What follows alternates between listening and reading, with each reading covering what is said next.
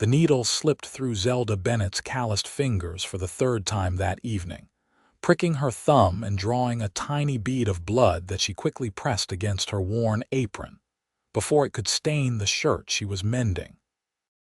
The single candle on her rickety table barely provided enough light to see the stitches, and her eyes ached from squinting in the dimness of her small cabin on the outskirts of Panamint, California.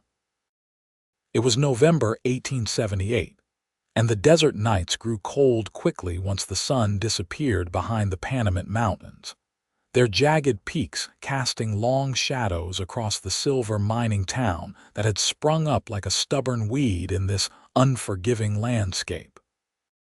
She had been alone for 3 months now, ever since her father had died in a mining accident that had also claimed the lives of 5 other men. The tragedy had shaken the town, but grief was a luxury nobody could afford for long in a place where survival demanded every ounce of strength and determination a person possessed. Her mother had passed when Zelda was just 14, succumbing to fever after a particularly harsh winter. Now, at 22 years old, Zelda found herself utterly alone in a world that seemed determined to test her resolve at every turn. The shirt she was mending belonged to old Mr. Henderson, who ran the general store. He paid her 25 cents for each garment she repaired, and though it was not much, it kept her from starving. She also took in washing when she could get it, scrubbing clothes against a washboard until her knuckles were raw and her back screamed in protest. The small cabin her father had built with his own hands was paid for, at least, which meant she did not owe rent to anyone. But there was still food to buy, lamp oil that she could rarely afford, candles that burned down too quickly, and the constant need for firewood as winter approached. A knock at the door startled her so badly that she dropped the shirt entirely. It was past 8 in the evening, and visitors at this hour were unusual. Her heart hammered against her ribs as she stood, wiping her hands on her apron and moving cautiously toward the door. Panamint was not as lawless as some mining towns, but it still attracted its share of rough characters, men who had come west seeking fortune and found only desperation instead. "Who is it?" she called out, her voice steadier than she felt. "Keith Vaughn, madam. I work at the Morrison Ranch about 5 miles north.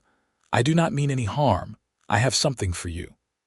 The name was unfamiliar, but the Morrison Ranch was well known. Daniel Morrison was one of the few ranchers who had managed to make a living in this harsh desert country, raising cattle that somehow found enough scrub grass to survive among the rocks and sand. She had seen cowboys from the ranch in town occasionally, buying supplies or having a drink at one of the salaries, but she had never spoken to any of them directly. She opened the door a crack, keeping her body behind it in case she needed to slam it shut quickly. A man stood on her small porch, hat in his hands, his face partially illuminated by the weak light from her candle inside.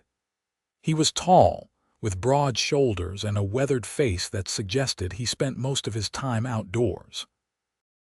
His eyes were kind, though, a warm brown that held none of the hardness she had learned to watch for in men's faces. "I apologize for calling so late, Miss Bennett," he said, his voice low and respectful. "I heard in town that you have been struggling since your father passed. My condolences for your loss. He was a good man from what I heard." "Thank you," Zelda said carefully, still not opening the door any wider, "but I do not understand why you are here." Keith shifted his weight, looking almost embarrassed.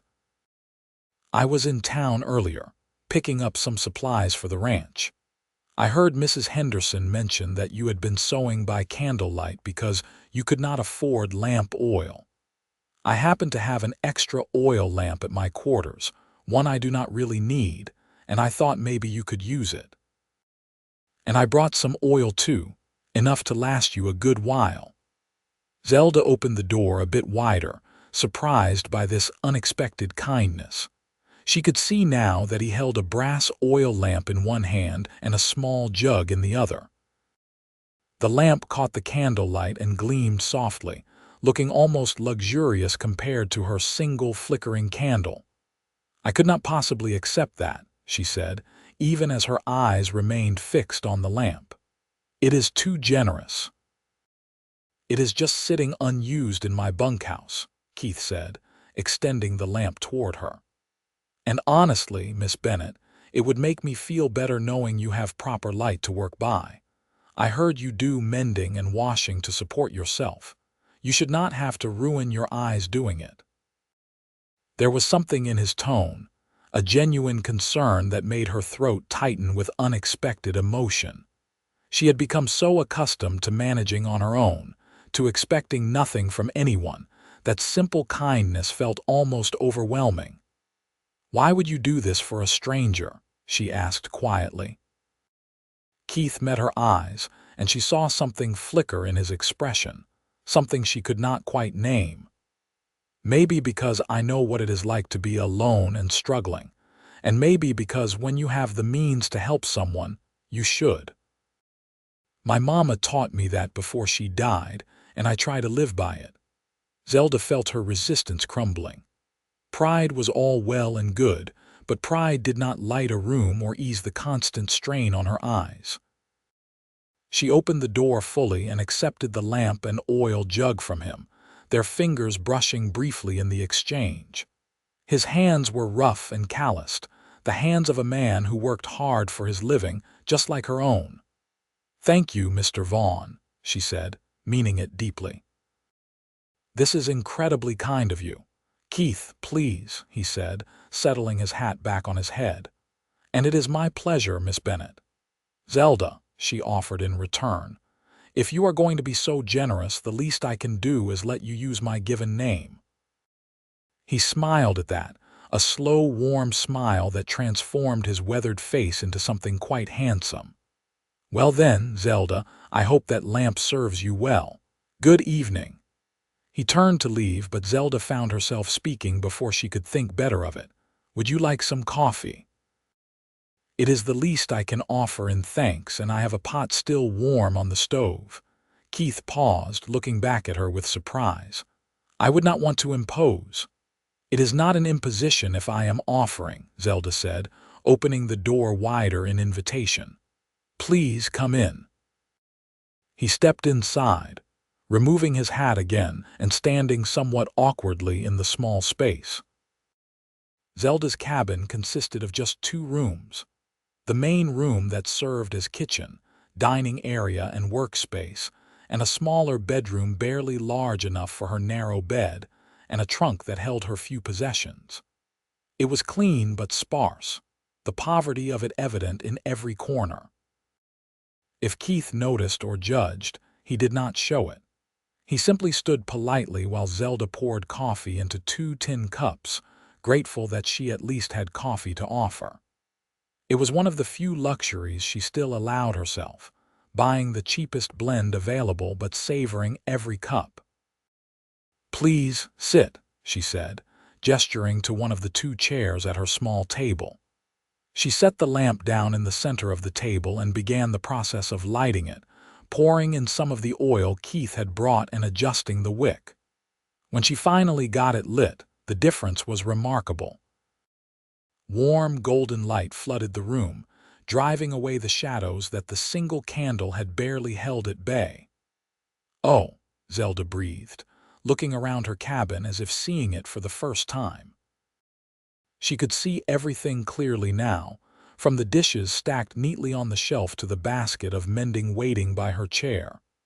"This is wonderful," Keith smiled, wrapping his hands around the coffee cup she had given him.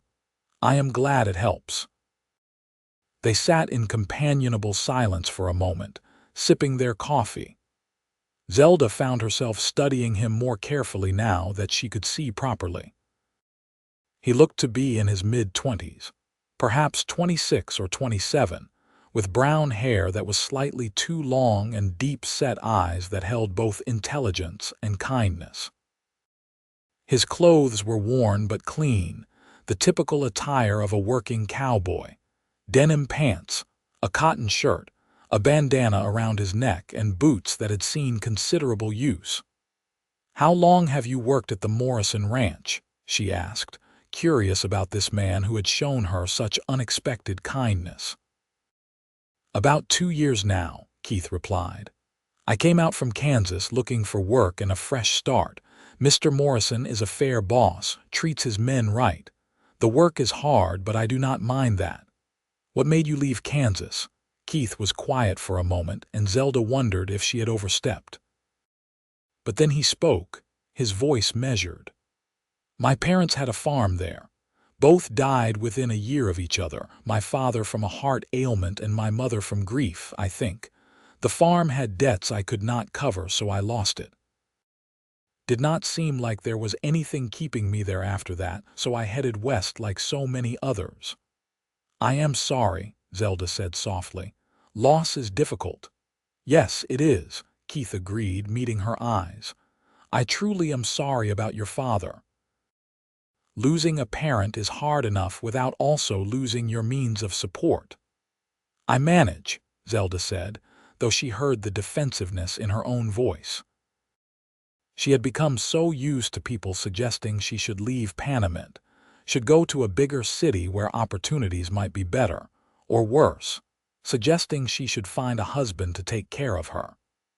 As if marriage was simply a transaction to solve financial problems.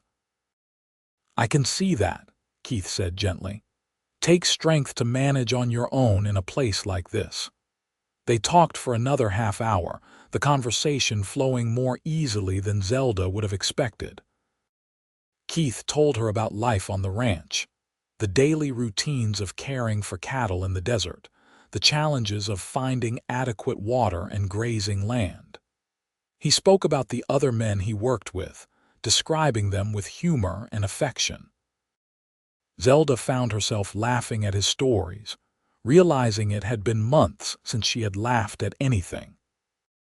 In turn, she told him about her work, the various characters in town who brought her their mending, the complicated politics of a mining town where fortunes could be made or lost on the strike of a pickaxe. She told him about her father, how he had been a cautious man who took calculated risks, how his death in the mine collapse had been a cruel twist of fate given how careful he had always been. When Keith finally stood to leave, Zelda felt an unexpected pang of disappointment. The evening had passed so quickly, and she realized how much she had missed simple human companionship. Living alone, working alone, she sometimes went days without having a real conversation with anyone. "Thank you for the coffee and the conversation," Keith said at the door. "I enjoyed it very much." "Thank you for the lamp," Zelda replied. "You have no idea what a difference it will make." Keith settled his hat on his head and then hesitated, as if weighing whether to say something more. Finally, he spoke. "Would it be all right if I called on you again sometime? I come to town most Saturdays to pick up supplies. I could stop by just to see how you are getting along." Zelda felt warmth spread through her chest at the question. "I would like that," she admitted. "I would like that very much." His smile was genuine and pleased. "Then I will see you on Saturday, Zelda." After he left, Zelda returned to her mending but found herself unable to concentrate on the work. The lamplight made the task infinitely easier, allowing her to see each stitch clearly without straining. But her mind kept wandering to Keith Vaughn, to his kind eyes and gentle manner, to the way he had listened when she spoke as if her words truly mattered. She shook her head at her own foolishness. He had simply been kind, nothing more. She could not afford to read too much into a simple gesture. Still, as she finished Mr. Henderson's shirt and started on a pair of pants that needed patching, she found herself smiling. Saturday seemed very far away. The days that followed were consumed with work. Zelda took in more mending than usual, grateful for the lamp that allowed her to work longer hours without exhausting her eyes.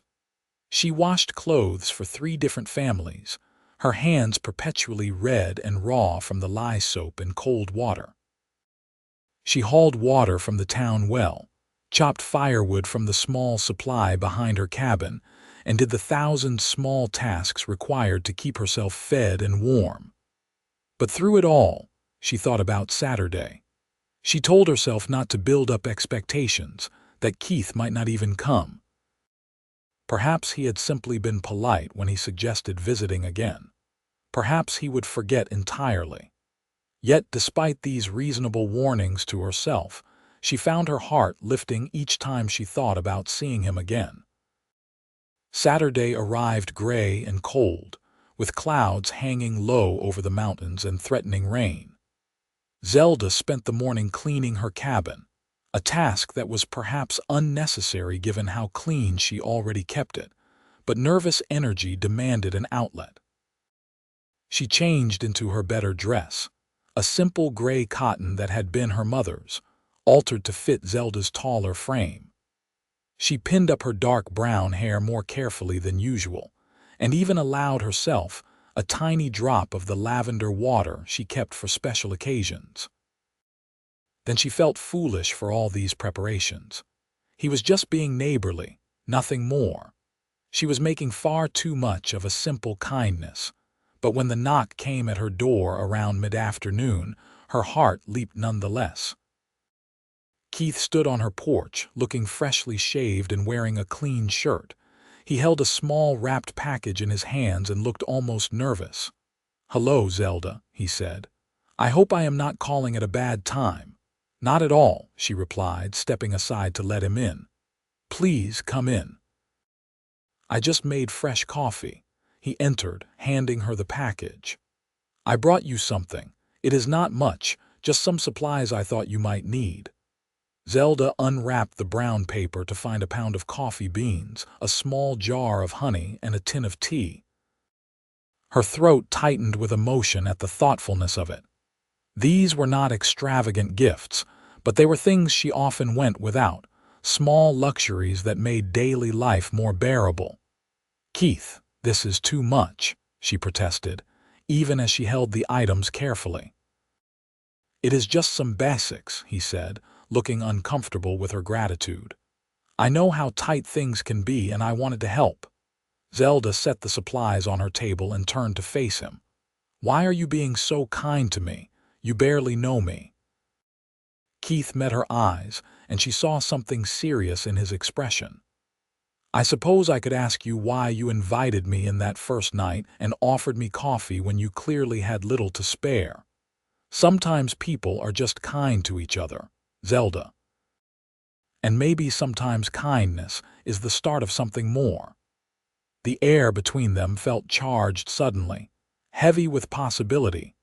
Zelda's pulse quickened as Keith stepped closer, his eyes searching her face as if looking for permission to say what he was thinking.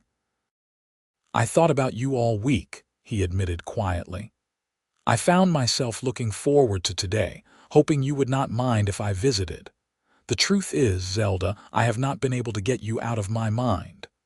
"I thought about you too," Zelda confessed, her voice barely above a whisper. "I told myself I was being foolish, that you were just being neighborly, but I hoped you would come today." Keith's hand reached out, gently touching her cheek, his rough palm warm against her skin. "May I court you properly, Zelda Bennett? I know we have only just met, but I would like the chance to get to know you better, to see if what I am feeling might grow into something real." Zelda felt tears prick her eyes, overwhelmed by the tenderness in his voice and touch. She had been alone for so long, had convinced herself that she would likely remain alone, that no man would want a poor woman with nothing to offer but her willingness to work hard. Yet here was Keith, looking at her as if she was something precious. "Yes," she said, "I would like that very much." He smiled, that warm, transformative smile she had seen before, and leaned down slowly, giving her time to pull away if she wished. But Zelda did not pull away. Instead, she lifted her face to meet his, and when their lips touched, she felt something shift deep in her chest, as if a door she had kept locked was finally opening. The kiss was gentle and sweet, full of promise rather than demand. When they parted, Keith rested his forehead against hers, both of them breathing slightly faster. "I should probably not have done that so soon," he murmured, "but I have been wanting to since the first moment I saw you." "I am glad you did," Zelda replied honestly. They spent the afternoon together, talking and laughing, the conversation flowing as easily as it had during Keith's first visit. He told her more about his life before coming to California, about growing up on a Kansas farm, about the dreams he had once held of expanding his family's land and building a prosperous future. There was sadness in the telling, grief for what had been lost, but also acceptance and hope for what might yet be possible. Zelda shared her own history, her childhood in various mining towns as her father chased rumors of silver deposits, the hard years after her mother died when it had been just her and her father. She spoke about the skills she had learned out of necessity, how to stretch a dollar until it cried for mercy, how to make meals out of almost nothing, how to find joy in small things because big joys were few and far between. "You are remarkable," Keith said at one point, looking at her with such admiration that Zelda felt her cheeks flush. "Most people would have given up or become bitter, but you keep going and you do it with grace." "I do not feel graceful," Zelda admitted. "Most days I just feel tired." "That is what makes it grace," Keith replied. "Doing what needs to be done even when you are exhausted, even when it is hard. That takes real strength." As the afternoon faded into evening, Keith reluctantly prepared to leave.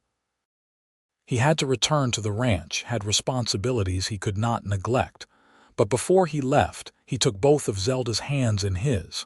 "May I come back next Saturday?" he asked, "and perhaps one evening during the week if I can get away." "Yes," Zelda agreed immediately. "Please do." "Then I will see you soon," Keith promised. He kissed her once more, soft and lingering, before finally pulling away and heading out into the cold November evening. Zelda stood in her doorway and watched him mount his horse and ride away, his figure gradually disappearing into the gathering darkness. She hugged herself against the cold, but inside she felt warm, lit up with something she had not felt in so very long: hope. The next few weeks unfolded in a pattern that Zelda came to treasure. Keith visited every Saturday, staying as long as he could before needing to return to the ranch. Sometimes he would also stop by during the week, usually bringing some small gift. Firewood he had cut, vegetables from the ranch garden, once even a chicken that had stopped laying eggs but could still make a good stew. With each visit, they grew closer. Keith spoke of his dreams of someday having his own ranch, of building something that would last, something he could pass on to children if he was fortunate enough to have them. Zelda shared her own hopes, more modest but no less meaningful. To have a home that felt secure, to not have to worry constantly about money, to perhaps one day have a family again after being alone for so long. They also spoke of harder things, of fears and doubts, of the loneliness they had both carried. Keith admitted that he had thought he might never find love, that he had begun to accept a life of solitary work and simple existence. Zelda confessed her own fears that she would end up old and alone, dying like her father had with nobody to mourn her passage. "I will not let that happen," Keith said fiercely when she voiced this fear. "You will never be alone again if I have any say in it." The first time Keith kissed her in earnest, not just a sweet goodbye but something deeper and more passionate, Zelda felt as if her entire body had caught fire. They were in her cabin and he had pulled her close after dinner, his arms strong around her, his mouth hungry against hers. She responded with equal fervor, her hands clutching at his shoulders, her body pressed against his. When they finally broke apart, Both breathing hard, Keith rested his forehead against hers. "I am falling in love with you, Zelda," he said, his voice rough with emotion. "I think I started falling that very first night, and I just keep falling harder every time I see you." Tears streamed down Zelda's cheeks as she replied, "I love you too. I think I have loved you from the moment you offered me that lamp, though I did not understand it then." "Marry me," Keith said suddenly, pulling back to look into her eyes. "I know we have not been courting long, but I know my own heart, Zelda. I want to spend my life with you. I want to take care of you and build a future together. Say you will marry me." Zelda's heart hammered so hard she thought it might burst from her chest. "Yes," she breathed. "Yes, I will marry you." Keith swept her up in his arms, spinning her around the small cabin while she laughed and clung to him. When he set her down, he kissed her again, and Zelda felt certain that whatever hardships might lie ahead, they would face them together. They were married 2 weeks later in early December, a simple ceremony performed by the circuit judge who passed through Panamint once a month. Daniel Morrison and his wife attended as witnesses, along with a few of the other ranch hands and some of Zelda's acquaintances from town. Zelda wore her mother's best dress, carefully cleaned and pressed, and Keith wore a new shirt he had purchased specially for the occasion. The ceremony itself was brief, the words traditional and formal. But when Keith slipped a simple gold band onto Zelda's finger, a ring he had special ordered from the jeweler in town, she felt the weight of that promise settle over her like a blessing. When the judge pronounced them husband and wife and Keith kissed her, the small gathering cheered. There was a modest celebration afterward at the Morrison Ranch house. Mrs. Morrison, a kind woman in her 40s, had prepared a wedding supper that seemed extravagant to Zelda. Roasted chicken, fresh bread, vegetables from their root cellar, and even a cake sweetened with precious sugar. The ranch hands presented them with various gifts, mostly practical items they would need: a set of dishes, blankets, tools, a coffee pot. Daniel Morrison himself pulled Keith aside at one point, and Zelda watched as the two men spoke seriously. When Keith returned to her side, he was smiling. "Mr. Morrison is giving us one of the smaller line shacks on the ranch property," he explained. "It is about a mile from the main ranch house, needs some work, but it is bigger than your cabin and it is ours to use as long as I work for him. He is also giving me a raise, says a married man needs to be able to support his wife properly." Zelda felt overwhelmed by the generosity. "That is wonderful," she managed to say. "We can move your things from your cabin and set up house together," Keith continued, taking her hands. "We will make it into a real home, Zelda. I promise you that." That night, Keith brought Zelda to the line shack for the first time. It was dark, so she could not see much of the exterior, but inside Keith lit several lamps, revealing a single large room with a stone fireplace, a small separate area that could serve as a bedroom, and a sturdy roof overhead. The floor was dirt but packed hard, and there were windows with real glass panes. "It needs work," Keith admitted, looking around with a critical eye. "The fireplace needs repairs and we will need to build some furniture, but it is solid and it is ours." "It is perfect," Zelda said, meaning it. Compared to her tiny cabin, this seemed palatial. Keith built up a fire in the fireplace, and they spread blankets on the floor near it, creating a warm nest. As husband and wife, they came together for the first time, and Zelda discovered that the passion she had felt in Keith's kisses was only the beginning. He was gentle and attentive, making sure of her comfort, taking his time despite his obvious desire. Afterward, they lay tangled together in the firelight, Zelda's head resting on Keith's chest, listening to the steady beat of his heart. "Are you happy?" Keith asked, his hand stroking her hair. "More than I have been in years," Zelda replied honestly. "More than I thought possible." Good, Keith said, kissing the top of her head. That is all I want, Zelda, to make you happy. The winter months that followed were hard work but filled with joy. Keith and Zelda spent every spare moment fixing up the lined shack, making it truly livable.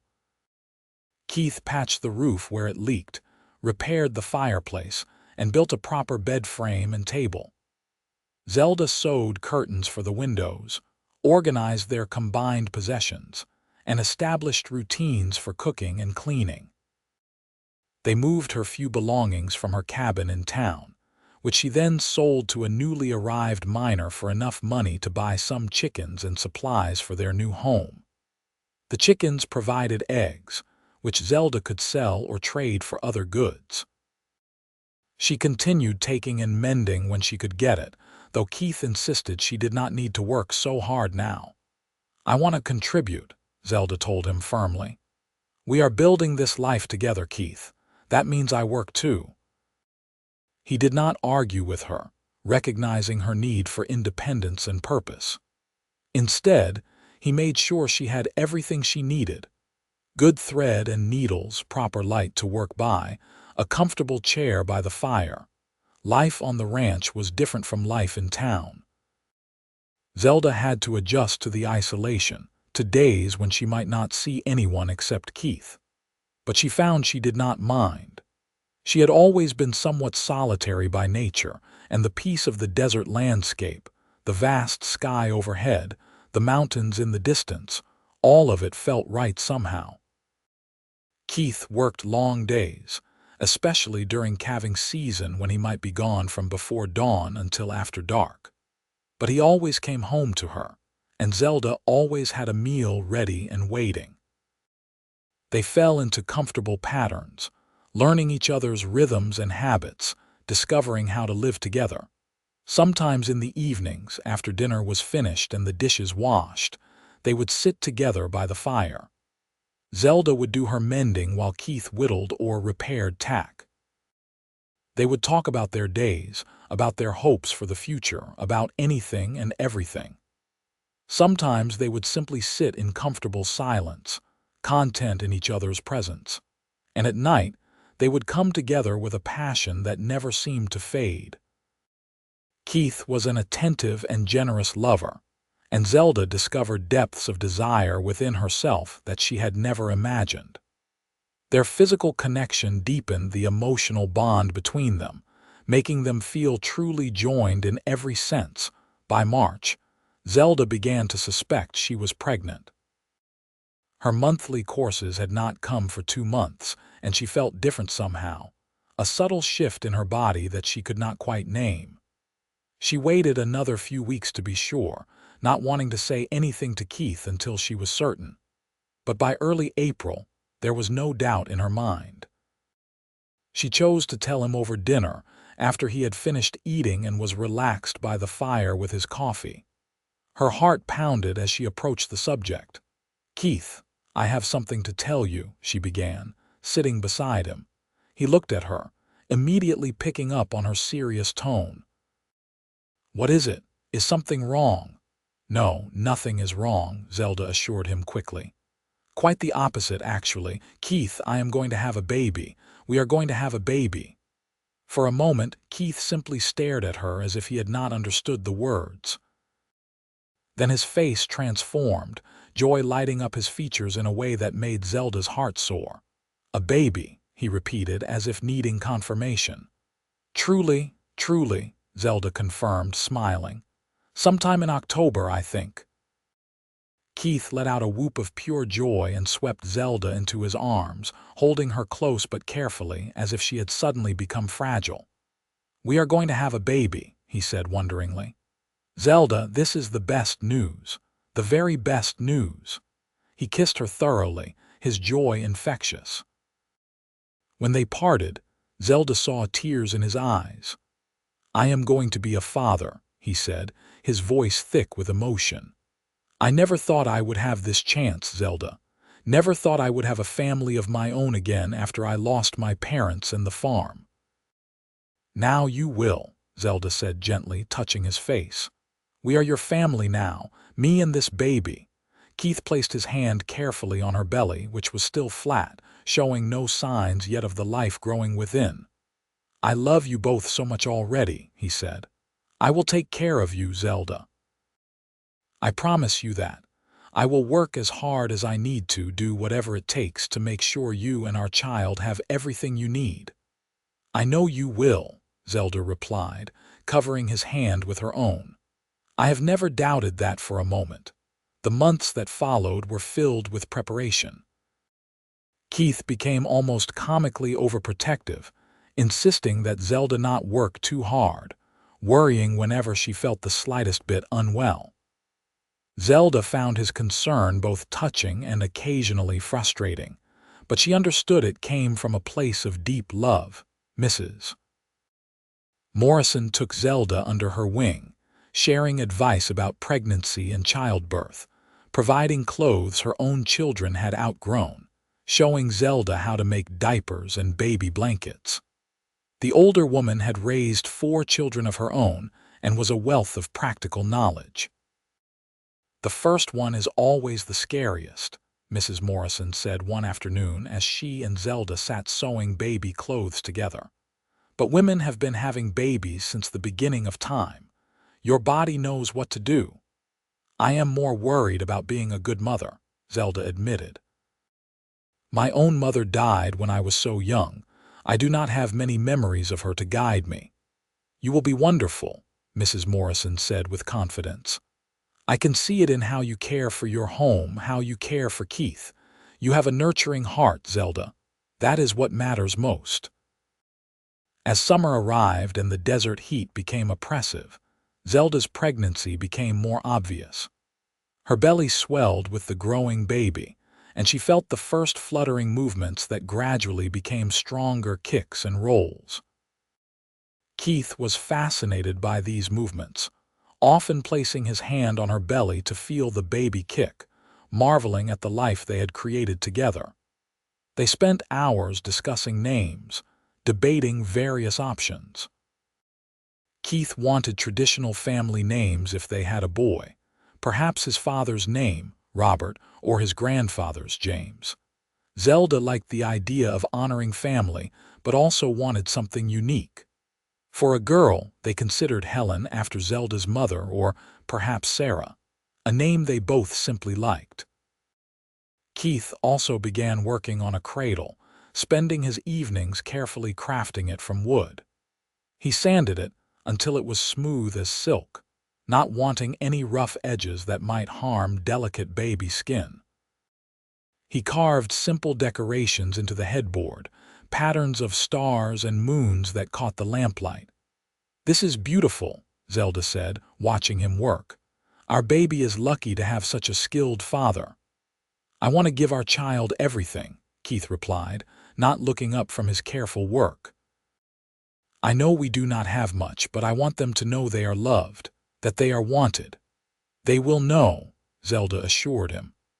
"How could they not with parents like us?" In late October, just as the heat finally began to break and cooler weather arrived, Zelda went into labor. It started with a backache that gradually intensified, and by mid-afternoon, the contractions were regular and strong. Keith rode hard to the main ranch house to fetch Mrs. Morrison, who came immediately with her medical supplies and calm, reassuring presence. "You are doing fine, Mrs. Morrison said, examining Zelda. "First babies take their time, but everything seems to be progressing normally." Keith paced the main room, too anxious to sit still. Every time Zelda cried out in pain, he flinched as if he had been struck. Mrs. Morrison finally sent him outside to chop firewood, giving him something productive to do with his nervous energy.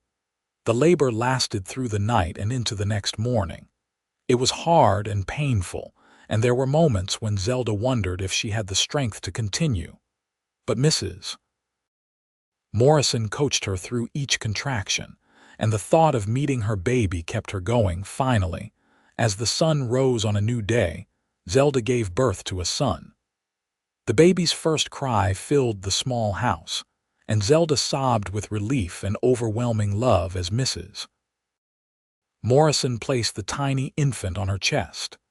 "It is a boy," Mrs. Morrison announced, calling for Keith to come in. Keith burst through the door, his eyes wild with worry until he saw Zelda holding their son. Then his expression melted into wonder. He approached slowly, as if afraid to disturb the sacred moment. "Zelda," he breathed, looking down at his wife and child. "He is perfect." "Would you like to hold your son?" Zelda asked, offering the baby to him. Keith's hands shook as he carefully took the infant, cradling him with infinite tenderness. The baby, swaddled in a soft blanket, had a cap of dark hair and a scrunched-up face that was red from crying. But to Keith, he was the most beautiful thing he had ever seen. "Hello, little one," Keith whispered. "I am your papa, and I promise you I am going to do everything in my power to give you a good life." "What shall we name him?" Zelda asked. They had discussed so many options, but suddenly Keith knew with certainty. "I would like to name him Robert James Vaughn, after both my father and grandfather, if that is all right with you." "Robert James," Zelda repeated, smiling. "It is perfect. Hello, Robert. Welcome to the world, Mrs." Morrison stayed for a few more hours, making sure both mother and baby were doing well, showing Keith how to change a diaper and swaddle the baby properly. Before she left, she hugged both Keith and Zelda. "You are going to be wonderful parents," she said. "And if you need anything at all, you come to us. You are family now." After she left, Keith and Zelda found themselves alone with their son for the first time. The magnitude of it, the responsibility and the love, felt almost overwhelming. "We made this," Keith said wonderingly, watching as baby Robert nursed at Zelda's breast. "This perfect little person is ours." "I cannot believe we get to keep him," Zelda said, half laughing through her tears. "That they just let us take him home." They spent hours simply watching their son sleep, marveling at his tiny fingers and toes, the way his mouth moved even in sleep as if dreaming of milk. Every sound he made, every small movement, seemed miraculous. The first few months of Robert's life were exhausting. He woke frequently during the night, demanding to be fed and changed. Zelda was constantly tired, her body still recovering from childbirth while adapting to the demands of caring for an infant. Keith helped as much as he could, but his work on the ranch could not be neglected. So much of the daily care fell to Zelda.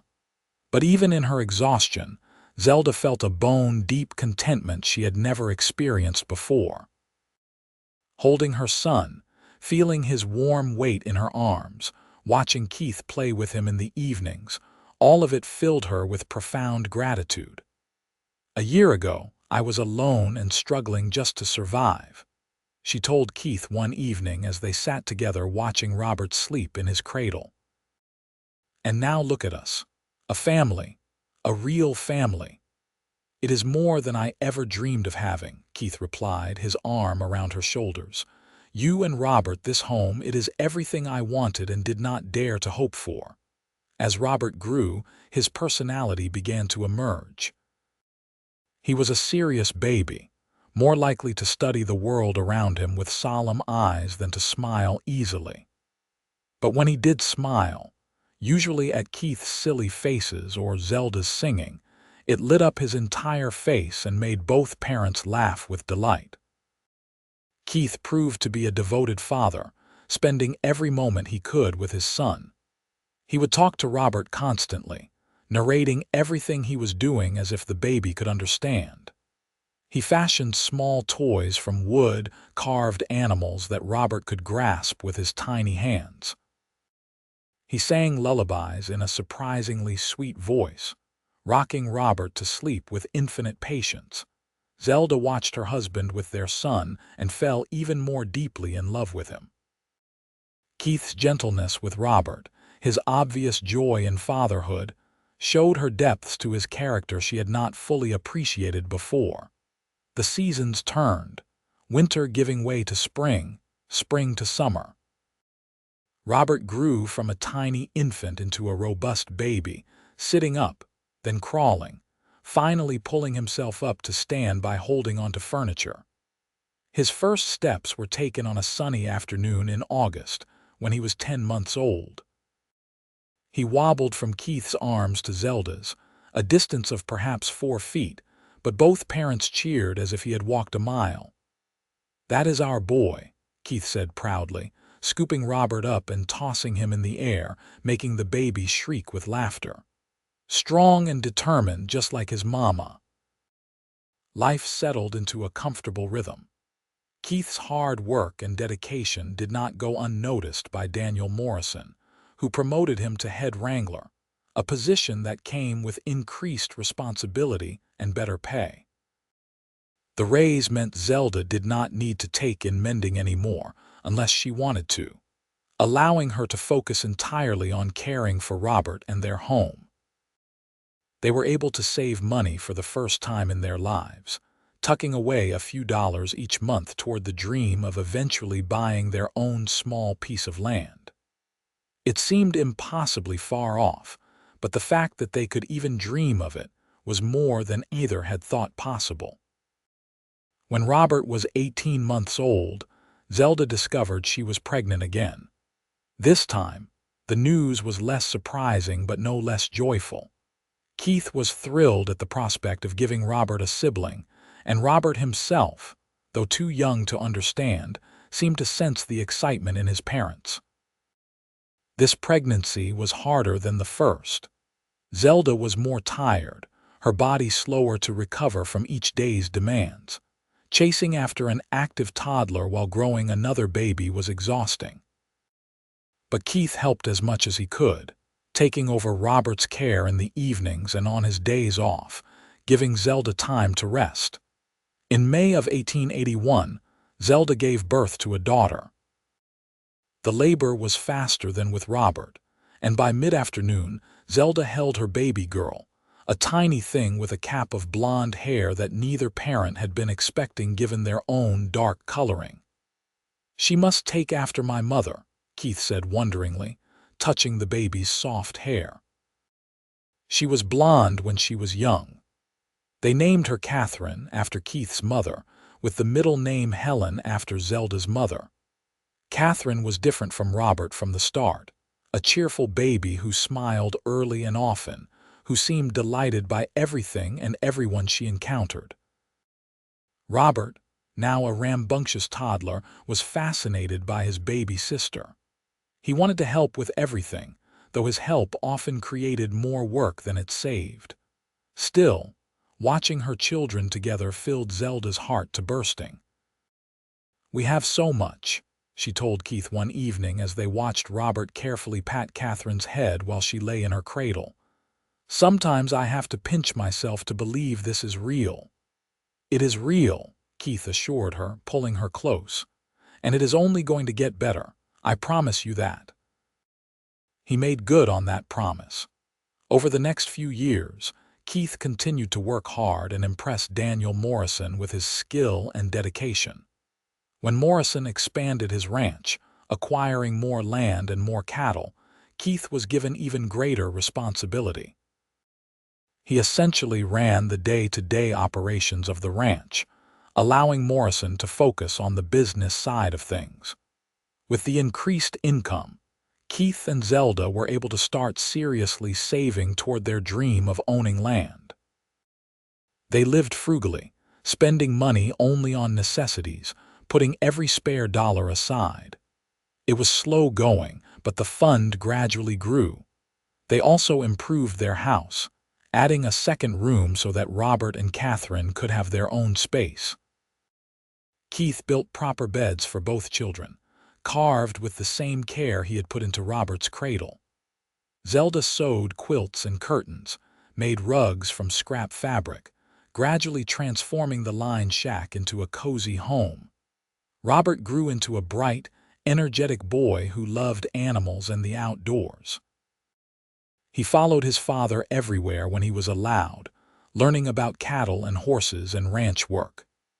Catherine, 3 years younger, was more interested in helping her mother, learning to cook and sew and care for the chickens that Zelda kept. The children were healthy and happy, growing strong in the desert air.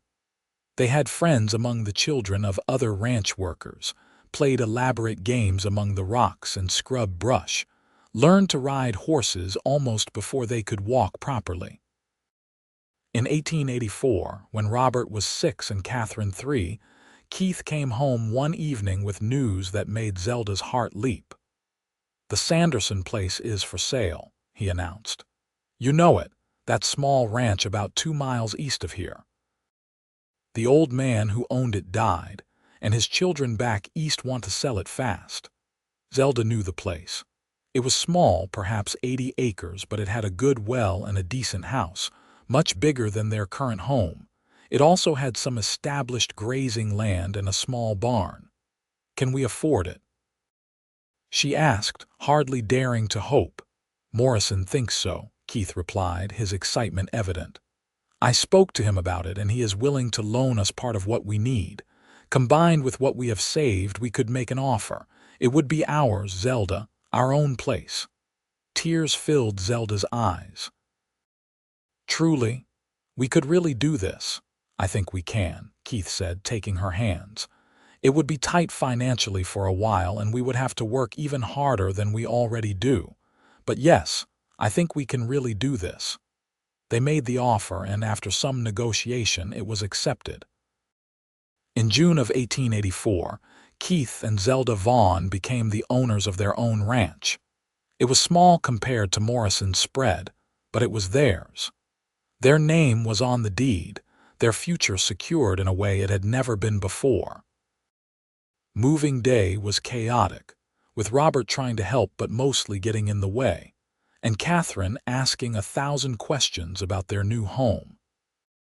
But when they finally had everything moved and stood together in their new house, a real house with multiple rooms and a solid floor and windows that let in the desert light, Zelda felt overwhelmed with gratitude.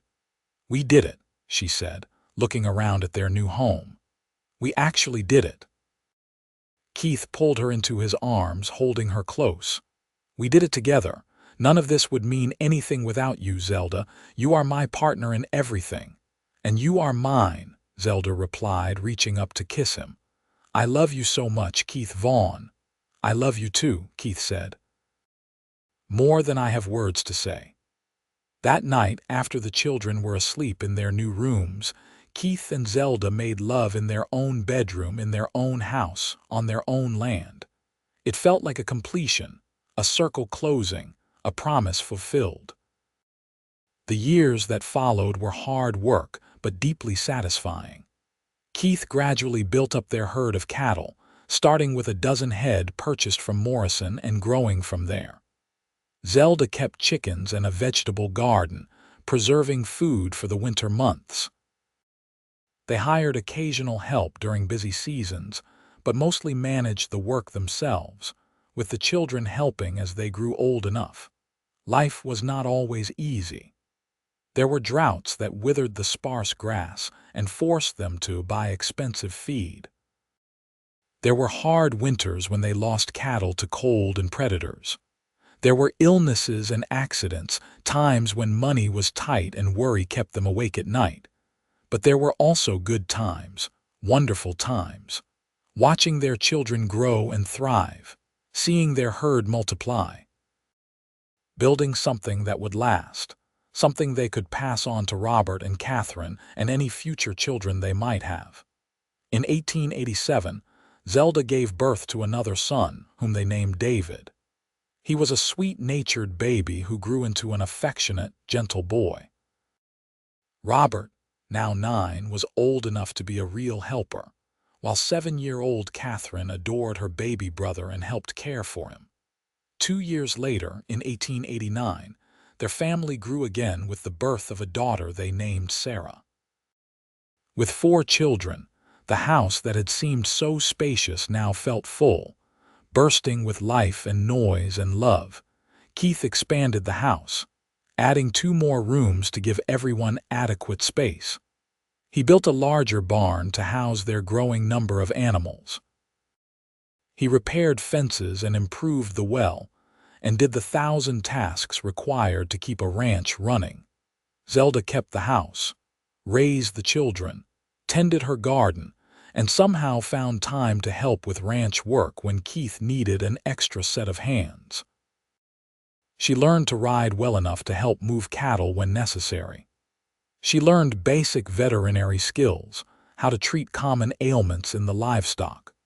She became an expert at stretching resources, at making something out of nothing, at solving problems with creativity and determination. The children grew and changed, each developing their own personalities and interests. Robert was serious and responsible, taking after his father in his dedication to the ranch. Catherine was sociable and cheerful, making friends with everyone she met. David was quiet and thoughtful, often found reading when he should have been doing chores. Sarah was adventurous and bold, always getting into mischief. Despite their different personalities, the children were close, united by the isolated nature of ranch life and their parents' emphasis on family loyalty. They played together, worked together, protected each other fiercely. Keith and Zelda watched their children with pride and love, marveling at how their family had grown from that uncertain beginning when Keith had brought Zelda a lamp and his heart. "Remember when we first met?" Zelda asked one evening as they sat on their porch, watching the sun set behind the mountains. The children were inside, Robert supervising the younger ones as they got ready for bed. "How could I forget?" Keith replied, taking her hand. "I saw you through your window, bent over your sewing in that terrible candlelight, and I knew I had to do something. I had been working up the courage to introduce myself for weeks, ever since I heard your father had died and you were alone." "I did not know that," Zelda said, surprised. "I thought it was just a kind impulse." "Oh, it was kind," Keith agreed. "But it was also calculated. I wanted an excuse to meet you, to talk to you. I had seen you a few times in town and thought you were the most beautiful woman I had ever laid eyes on. But you always seemed so reserved, and I did not know how to approach you." "I was lonely," Zelda admitted. "So terribly lonely. When you knocked on my door that night, I was frightened at first, but then I saw your face, saw the genuine kindness there, and something in me just knew you were safe. That you were good. Best decision I ever made bringing you that lamp," Keith said, raising her hand to his lips and kissing it. "Changed my whole life." "Changed both our lives," Zelda corrected. "I was barely surviving before you came along, and now look at us. A ranch, 4 children, a full life. Any regrets?" Keith asked, though his tone suggested he knew the answer. "Not a single one," Zelda replied firmly. "You? Only that I did not meet you sooner," Keith said. "That we did not have even more years together." "We have many years ahead of us still," Zelda pointed out. "I am only 32 and you are 34. God willing, we have decades more." "Then I look forward to every single day," Keith said, pulling her close. "Every sunrise and sunset, every meal shared, every moment with you and our children. This is the life I always wanted, Zelda, and it is better than I ever imagined it could be." They sat together in comfortable silence, as the last light faded from the sky and stars began to appear overhead, countless bright points in the vast darkness. From inside the house came the sounds of their children, Robert's voice firm as he herded his siblings to bed, Catherine giggling at something David said, Sarah protesting that she was not tired yet. "We are blessed," Zelda said softly. "So incredibly blessed." "Yes," Keith agreed. "Yes, we are." The years continued to pass, marked by the changing seasons and the growth of their children. Robert grew into a capable young man who knew ranching inside and out, who could rope and brand with the best of them, who had inherited his father's quiet strength and his mother's determination. By the time he was 18, He was essentially running the ranch alongside Keith, a true partner in the work. Catherine matured into a lovely young woman, warm and kind, with a gift for making everyone around her feel valued. She was courted by several young men from nearby ranches and towns, but she was particular about who she would consider seriously. David proved to be the scholar of the family, bright and curious, with a hunger for learning that the limited schooling available in their rural area could not fully satisfy. Keith and Zelda arranged for him to attend a boarding school in Los Angeles when he was 14. A sacrifice financially, but one they felt was important to nurture his abilities. Sarah, true to her early personality, remained adventurous and spirited, uninterested in the conventional expectations for young women. She wanted to work on the ranch like Robert, wanted to ride and rope and be outside, not stuck indoors with domestic tasks. Keith and Zelda gave their children as much freedom as they could while still maintaining order and teaching responsibility. They encouraged their interests, supported their dreams, and loved them fiercely. In 1896, Robert married a young woman named Emily from a neighboring ranch. The wedding was a grand affair by local standards, with friends and neighbors coming from miles around to celebrate. Keith and Zelda stood together watching their son exchange vows, both of them emotional at seeing their firstborn start his own family. When did he grow up? Zelda whispered to Keith, wiping away tears. I have no idea, Keith replied, his own eyes suspiciously bright. Seems like just yesterday he was taking his first steps. Robert and Emily settled in a house Keith helped them build on the far edge of the ranch property. Within a year, they had made Keith and Zelda grandparents with the birth of a son they named Keith Robert Vaughn, after his grandfather. Holding her grandson for the first time, Zelda felt the circle of life complete in a profound way. This child represented the future, the continuation of everything she and Keith had built together. Hello, little one, she murmured to the baby. Welcome to the family. More grandchildren followed over the years. Catherine married at 21, choosing a young lawyer from San Bernardino who had come to Panamint on business and fallen in love with her at first sight. They moved to San Bernardino, where Catherine threw herself into city life with the same enthusiasm she had brought to everything else. She had 3 children in quick succession, 2 daughters and a son.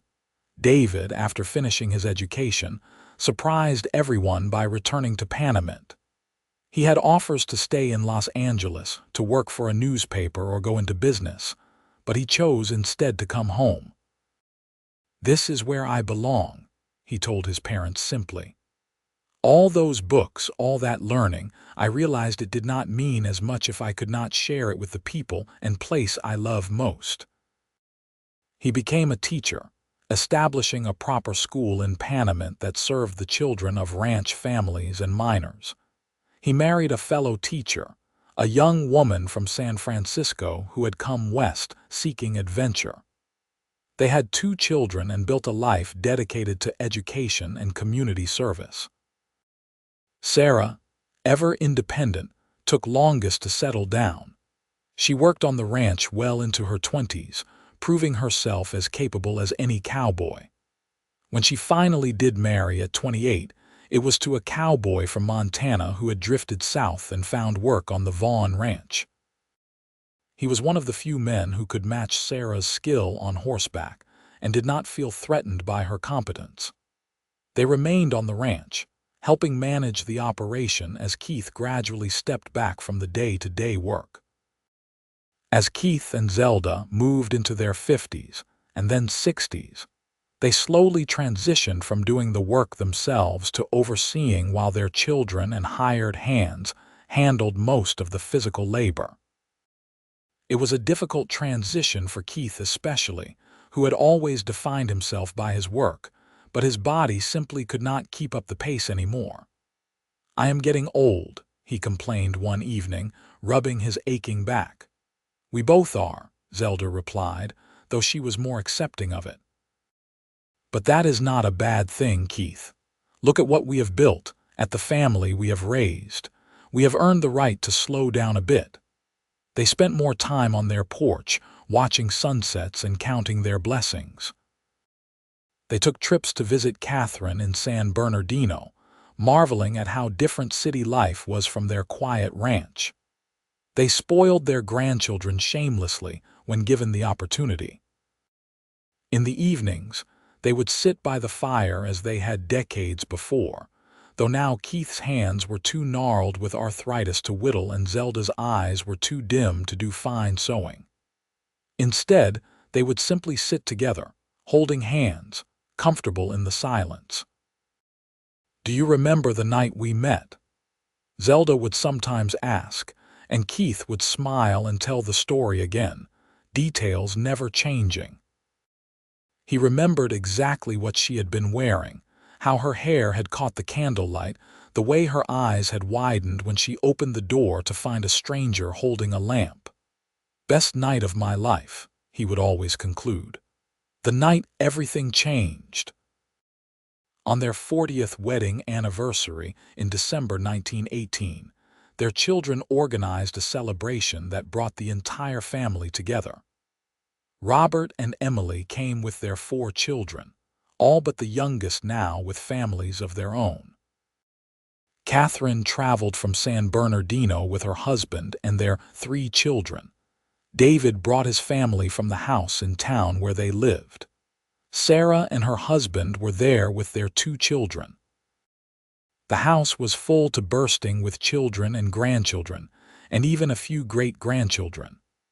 There was so much noise and laughter and love that Zelda felt her heart might overflow. Keith stood and raised his glass for a toast, calling for quiet. When the room settled, he looked at Zelda, his eyes still holding that same warmth they had held 40 years ago. 40 years ago, I knocked on the door of a small cabin, carrying a lamp and hoping for a chance to know the remarkable woman inside, he began. I had no idea that night would lead to all of this, to a life richer and fuller than anything I had imagined possible. Zelda, you have been my partner, my love, my best friend for 4 decades. You have given me a family, a home, a purpose. Everything good in my life stems from you. I love you more today than I did that night I first brought you a lamp, and that is saying something because I fell pretty hard right from the start. There was laughter and applause, but Zelda saw only Keith. She rose and went to him, taking his weathered face in her hands. "And you brought me everything I needed," she said, her voice thick with emotion. "Light to see by, hope to hold on to, and a love that has sustained me through everything. I love you, Keith Vaughn, more than words can ever express." They kissed, and their family cheered, and Zelda felt such overwhelming gratitude for the life they had built together. For every moment, every challenge overcome, every joy celebrated. As the celebration continued around them, Keith pulled Zelda aside to their porch, wanting a moment of relative quiet together. "Quite a life we have made," he said, looking out at the ranch that had been their dream and then their reality. "The best life," Zelda agreed, leaning against him. "Everything I have now, everything we have built, it all started the night you brought me that lamp." "That lamp and my heart," Keith corrected gently. "I brought you both that night, though it took me a while to work up the courage to say so." "Your heart was the better gift," Zelda said, turning to look up at him. "Though I was grateful for both." They stood together on the porch they had rebuilt several times over the years, looking out at the land they had worked and the life they had created. The mountains stood silent and eternal in the distance, the same mountains that had watched over them through 40 years of marriage. Inside, their family laughed and told stories and created memories. Out here, Keith and Zelda held each other close and thanked whatever Providence had brought them together. Two lonely people who had found in each other everything they needed. "No regrets?" Keith asked, as he had asked so many times over the years. "Not a single one," Zelda replied, as she always did. "Only gratitude, so much gratitude." As they stood there together, the lamplight from inside spilling out onto the porch, Zelda thought about that long-ago evening when she had been sewing by inadequate candlelight, struggling just to survive, never imagining that her life was about to change forever. A cowboy had brought her a lamp to light her darkness, and in doing so had brought her his heart, his love, his entire life. They had built something beautiful together, something that would last long after they were gone, carried forward by their children and grandchildren and all the generations yet to come. It was more than enough. It was everything. And as Keith pulled her closer and kissed her forehead, the same gesture of affection he had been showing her for 40 years, Zelda knew with absolute certainty that she would not change a single moment of their life together. Every hardship, every challenge, every moment of doubt had been worth it to arrive at this place, this life, this love. The lamp Keith had brought her that first night had long since worn out and been replaced, but the light he had brought into her life had never dimmed. It burned as bright now as it had then, steady and warm and true.